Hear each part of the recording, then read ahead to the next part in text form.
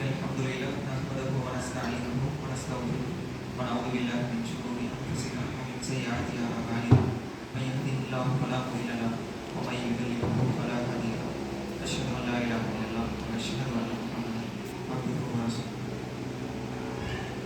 என்னோட பேர் ஆதம். பழைய பேர் வந்து சிவா. இஸ்லாத்துக்கு வந்து கிட்டத்தட்ட ஒரு 10 வருஷம் ஆச்சு. நான் சரியாக ஒரு 11th முடிஞ்சு 12th படிக்கும்போது இஸ்லாத்தை ஏற்றுக்கிட்டேன். அப்போலேருந்தே எனக்குள்ள தேடல் இருந்தது. தேடல் மீன்ஸ் கடவுள்னு ஒருத்தர் இருக்காங்களா, இந்த உலகத்தில் நம்ம வாழ்கிற வாழ்க்கை இதோட முடிஞ்சிருமா அப்படின்ற மாதிரியான கேள்விகள்லாம் இருக்கும். ஆனால் எப்பவும் போல் என்னுடைய ஃபேமிலி பேக்ரவுண்ட் பார்த்திங்கன்னா ஹிந்து. ஸோ எங்கள் வீட்டில் எங்கள் அம்மா ரொம்பவே டிவோஷனலாக இருப்பாங்க. அவங்க வெள்ளிக்கிழமை கோயிலுக்கு போகிறதா இருக்கட்டும், செவ்வாய்க்கிழமை ஒவ்வொரு நாளுக்கு ஒவ்வொரு தொழுகை அவங்க முறையில் பண்ணிகிட்டு இருப்பாங்க. டிவோஷனல் அவங்களோட பிடிச்சதை பண்ணிகிட்டு இருப்பாங்க. எனக்கும் அது போல் ஒரு சில கடவுள்கள் மேலே நம்பிக்கை இருந்துச்சு. இருந்தாலும் மனசில் ஓரமாக கடவுள்றவன் ஒருத்தன் இருக்கான் அப்படின்றதுக்கான ஒரு எண்ணம் மனசில் இருந்தது. அப்போது எனக்கு இஸ்லாம்ன்றதை பொறுத்த வரைக்கும் முஸ்லீம்களை தெரியும், அவங்க ஏதோ சமாதியை வணங்குறாங்க அப்படின்றது வரைக்கும் தெரியும். மற்றபடி வேறு எதுவுமே தெரியாது. அப்போ என் ஃப்ரெண்ட்ஸ் கிட்ட கூட நான் பேசியிருக்கேன். ஏன்னா என்னோடய ஃப்ரெண்டு ஒருத்தர் வந்து என்கிட்ட அல்லாஹ் தான் கரெக்டு, நீங்கள் வணங்குறது எல்லாமே தப்பு அப்படின்ற மாதிரி என்கிட்ட பேசியிருக்காரு. நானும் அவர்கிட்ட டிபேட் பண்ணியிருக்கேன், விஷ்ணு தான் கடவுள். ஆனால் அவர்கிட்ட பேசும்போதே எனக்கு விஷ்ணு மேலே நம்பிக்கைலாம் கிடையாது. சும்மா அவர்கிட்ட பதிலுக்கு பதில் பேசுறதுக்காக நான் பேசினேன். அவரும் சொன்னார் மறுமையில பார்ப்போம் அப்படின்னு. நானும் சொன்னேன் மறுமையில பார்ப்போம் அப்படின்னு. ஸோ இந்த இடத்துல அவரோட என்ன எனக்குள்ள அவர் பேசும்போது இதுனா, எனக்கும் அவருக்கும் பெரிய டிஃப்ரெண்ட்லாம் கிடையாது. நானே நிறைய இடத்துல அவரோட ஓகேவா இருக்கிற மாதிரி தோணும். அந்த இடத்துல அவங்க கேர்ள்ஸை பார்க்குறதா இருக்கட்டும், அந்த நேரத்தில் எனக்கே நானே பெட்டராக தோணும் போது அவங்க என்னோட என்ன பெட்டராக இருந்துட போகிறாங்க, அவங்க சரியாக இருந்துட போகிறாங்கன்ற ஒரு எண்ணத்தில் அவங்கள்ட்ட நான் போட்டி மட்டும்தான் போட்டேன். அதுக்கப்புறம் அல்ஹம்துலில்லாஹ் இறைவனோட அருளால் ஒரு சில பேர் வந்து எக்ஸப்டாக இருந்தாங்க. அவங்களுடைய பேச்சுக்களாக இருக்கட்டும், அவங்களுடைய நடைமுறைகளாக இருக்கட்டும், எல்லாமே சரியாக இருந்தது. அவங்களோட இது எப்படி இருந்ததுன்னா, எந்த விஷயமா இருந்தாலும் சரின்னு இருந்தால் நான் அதை ஏற்றுக்குவேன் அப்படின்ற மாதிரியான நிலைப்பாடு இருக்குது. ஸோ அந்த இடத்துல கொஞ்சம் ஒரு சில விஷயங்கள் நான் கேட்க ஆரம்பித்தேன். அதுக்கடுத்து ஒரு நாள் அப்படி என்னதான் நான் கேட்க ஆரம்பித்தாலும் பார்க்க ஆரம்பித்தாலும் நான் இஸ்லாத்தை ஏற்றுக்கணுன்ற எண்ணமே என்கிட்ட இருந்ததில்லை.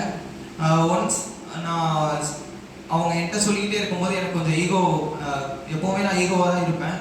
அவங்க பேசும்போது நான் சரி, நான் நீங்கள் சொல்கிறத நான் கேட்குறத விட நான் உங்கள்கிட்ட நீங்கள் என்ன சொல்ல வரீங்கன்றதை நானே படித்து தெரிஞ்சுக்கிறேன் அப்படின்றதுக்காக முகமது நபி ஸல்லல்லாஹு அலைஹி வஸல்லம் அவங்களுடைய வரலாறை நான் வாங்கி படித்தேன். ரஹீகுல் அல் மக்தூம்.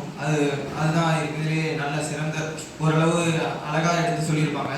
ஸோ அதை நான் படிக்க ஆரம்பிக்கும் போது வாழ்நாளில் படித்த புக்கும் அதுதான். இது வரைக்கும் அந்தளவுக்கு நான் புக்கு படிக்கிறதில்ல, சோம்பேறி. அதில் நான் படிச்சுட்டு இருக்கும்போது எந்தெந்த கேள்விகள் எனக்குள்ள இருந்ததோ அது எல்லாத்துக்குமே பதில அது இருந்துச்சு. விஷயம், ஒரு தனிச்சு ஒரே ஒரு சைடு மட்டும் சாயிறது எனக்கு எப்பவுமே பிடிச்சது கிடையாது. ஒரு சைடில் அப்படி இருப்பேன்னு சொன்னால் எங்கள் அம்மா அப்பா சைடு தான் இருந்திருப்பேன். ஒரு சுயநலமாக இருக்கணும்னு சொல்லியிருந்தா அதுபடி தான் இருந்தேன், ஹிந்துவிசம்னு. அதுக்கடுத்து நான் அந்த குரானை படிக்கும், அதாவது முகமது நபி அவங்களுடைய வரலாறை பார்க்கும்போது அது ஸ்டார்டிங்கில் இருந்து எங்கேருந்து ஆரம்பிச்சதுன்னா, முகமது நபி வரலாறு, அதுக்கடுத்து அதோட ட்ராவல் ஆச்சு. முகமது நபி அவங்க சொல்லுவாங்க, இதுக்கு முன்னாடி வந்த இறை தூதர்களும் நானும் இறைவனுடைய சத்திய வாக்கை நான் எடுத்து சொல்ல தான் வந்தேன் அப்படின்ற ஒரு வார்த்தை எனக்கு எல்லாத்தையும் புரிய வச்சது. இதுக்கு முன்னாடியும் ஒரு காரணம் இருக்கு. நான் முகமது நபி அவங்களுடைய இதை வரலாறு படிக்கிறதுக்கு, அதுதான் இறை நம்பிக்கை. கடவுள்னு ஒருத்தர் இருக்கா அப்படின்ற ஒரு உன்னதமான நம்பிக்கைன்றது எனக்கு சில விஷயங்கள்னால அது இதுன்னெலாம் சொல்லிட முடியாது. ஒவ்வொருத்தவங்க வாழ்க்கையில் ஒவ்வொரு விஷயம் இருக்கும். அந்த ஊர்ஜிதமான நம்பிக்கை வந்ததுக்கு அப்புறம் தான் இறைவன் ஒருவன் இருக்கான்னு நான் அழுத்தம் திருத்தமாக தெரிஞ்சுக்கிட்டேன். ஸோ இந்த இறைவன் ஒருவன் இருக்கான்னு தெரிஞ்சோன்னா அது சாதாரண உணர்வு கிடையாது. ஒட்டுமொத்தமாக நம்மளோட வாழ்க்கையே திருப்பி போட்டுரும். இதுக்கு முன்னாடி நான் எப்படிலாம் வாழணும்னு நினச்சிருந்தேன், நமக்கு அறிவு வர ரொம்ப தவறான இதில் தான் போவோம். தவறுன்னு சொல்ல முடியாது. நமக்கு இறைவன் ஒருவன் இருக்கான், மறுமைன்னு ஒன்று இருக்கு, நன்மைக்குன்னு ஒரு எண்ணம், நன்மைக்குன்னு ஒரு எடை இருக்கு, தீமைக்குன்னு ஒரு எடை இருக்குன்றது தெரியலனா அந்த இடத்துல எல்லாமே சமம் தானே. அப்போ வந்து நமக்கு எது பிடிச்சிருக்கோ அதை தான் செய்ய நினைப்போம். அந்த மாதிரி தான் நானும் எல்லா விஷயத்துலையும் நான் மாற ஆரம்பிக்கும் போது இறைவன் வந்து நான் இருக்கேன் அப்படின்றத ஊர்ஜிதமாக தெரிய வச்சான். அந்த இடத்துல நான் சில விஷயங்களை புரிஞ்சுக்கிட்டேன். கடவுள் ஒருத்தர் இருக்கான்னா அவன்கிட்ட நான் கேட்டேன். அந்த தருணம் தான் எல்லாருக்குமே வந்து ஒரு உள்ளத்தால புரிஞ்சுக்கிற முடிகிறது.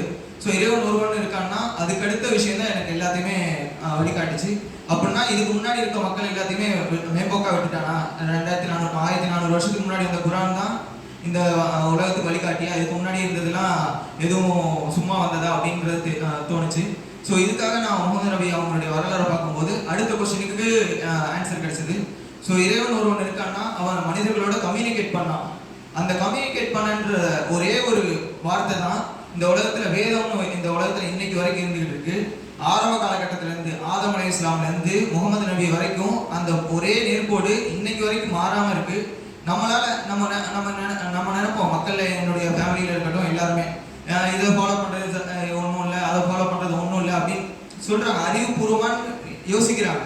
ஆனா இந்த உலகத்திலேயே யாராலையுமே தலைக்கு பின்னாடி தூக்கி போட முடியாத ஒரே விஷயம் வேதம் மட்டும்தான். ஏன்னா இது வந்து நான் தான் இறக்குனேன்னு இது வரைக்கும் யாருமே டிக்ளேர் பண்ணது கிடையாது. இந்த வேதத்தை நான் தான் சொன்னேன் அப்படின்னு. ஏன்னா அதுல திருத்தம் பண்ணியிருக்காங்க. அதனால இறை வேதத்தை கை வைக்கிறதுக்கு இது வரைக்கும் யாருமே இருந்ததில்லை. நான் தான் உரிமை கொண்டாடுறேன், இந்த உலகத்தை படைச்சது நான் தான், இந்த புக்கை எடுத்துனது நான் தான் அப்படின்னு இறை வேதத்துக்கு உரிமை கொண்டாடுறவங்க இன்னைக்கு வரைக்கும் வந்ததில்லை.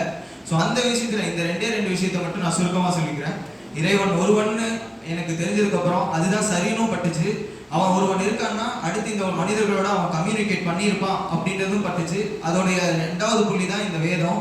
இது மட்டும்தான் இந்த உலகத்துல மக்களால தாண்டி போக முடியாத ஒரே விஷயமா நான் நினைக்கிறது. அந்த வேதம் வந்து திருக்குரான் அதுக்கேற்ற மாதிரி இதுக்கு முன்பு இருந்த வேதங்களை பத்தி பேசுற ஒரே வேதமா இது இருக்கு. இன்னும் அல்லாஹ் இந்த முன்பு இருந்த வேதத்தை பின்பற்றுறவங்களை பத்தி அல்லாஹ் சொல்லும்போது எப்படி சொல்றான்னா, முன்பு இருந்த வேதத்தை பின்பற்றுறவங்க இந்த குரானை படிக்கும் போது இதற்கு முன்பு எந்த இறைவன் வேதத்தை இறக்குனானோ அதே இறைவன் தான் இந்த வேதத்தை இறக்குனான்னு சொல்லுவாங்க. இன்னும் அவர்கள் இதுல நம்பிக்கையும் கொள்ளுவாங்க அப்படின்னு அல்லாஹ் குரான்ல சொல்லி காட்டுறான். ஸோ வேதம் மட்டும்தான் இந்த உலகத்துல நம்ம கண்மூடித்தனமா போகாம இருக்கிறதுக்கு அதே போல நம்ம கண்ணுக்கு தெரிகிற ஒரே வெளிச்சமும் இந்த வேதம் மட்டும்தான். அதுபடி நடக்கிறது மட்டும்தான் நமக்கு அறிவாகவும் நமக்கு நேர்வழி காட்டக்கூடியதாகவும் இருக்கும் என்பதை சொல்லிட்டு என்னுடைய இந்த உரையை முடித்துக் கொள்கிறேன். அஸ்ஸலாமு அலைக்கும் வரஹ்மத்துல்லாஹி வபரகாத்துஹு.